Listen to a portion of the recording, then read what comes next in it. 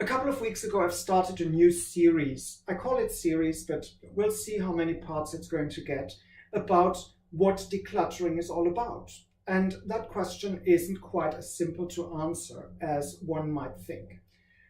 This time, I'm going to talk about storage within a given space.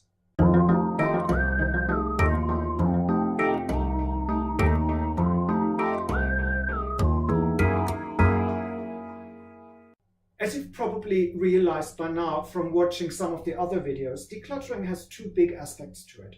One is a more mental one, where the decision-taking takes place. Do I keep this? Can I let this go? Why would I want to keep this? Is it useful? Is it something that means something to me? That kind of question. So that's one side.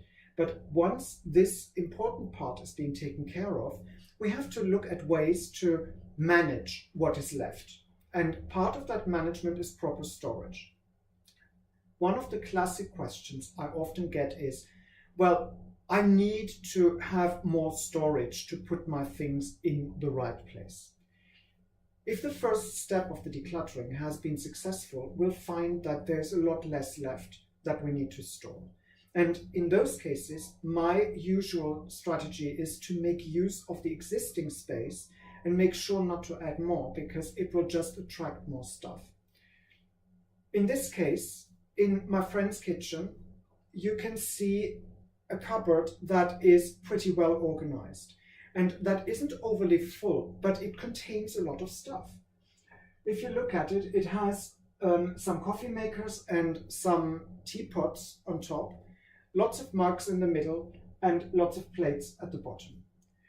So you can see there is a system to this. The stuff at the top is what you don't use on a daily basis. It's difficult to reach, but it's accessible and you can see it. The middle shelf, lots of mugs, easy access, no problem at all. The lower shelf, or the plates to use for cooking and eating. As you can see, there's loads of them. There's 8 of each. And most people will probably struggle to place all these in a cupboard. This is not the only one. There's another one to this side, which has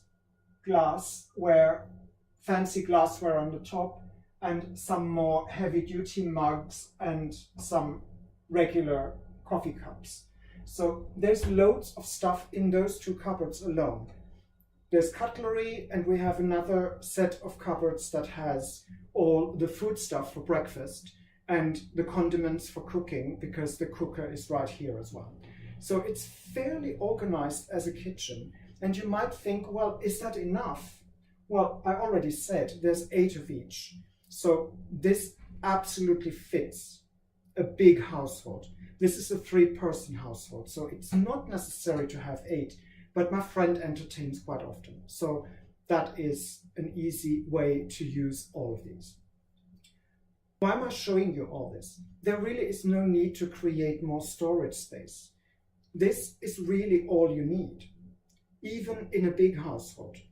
So my advice usually is to stick to the existing storage capacity and not add any more. In the case of this kitchen, it would be difficult to even add something. Right now, most things are hanging on the walls. They're perfectly placed. The only option would be to put something on the floor, which would then cram in the space. It would be in the way. It would not be the most useful use of the space either, because you have to kneel down to get to it. So my advice, stick to the basics. Only keep what is actually useful. If you have any kind of crockery or cutlery that you only use once in a blue moon, maybe you don't need it.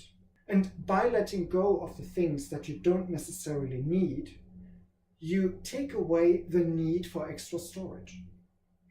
As you can see, tricky subject. We have to find a balance, like in so many cases, a balance between what is necessary and do I need more space to keep this on the one hand, and on the other hand, do I really want to create more space for something that may not be necessary?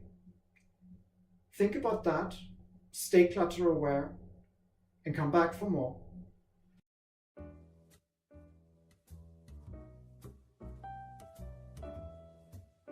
If you want more, there are options. Click the round logo to subscribe to this channel, or select the playlist in the middle to see more content, or check out the links in the description below.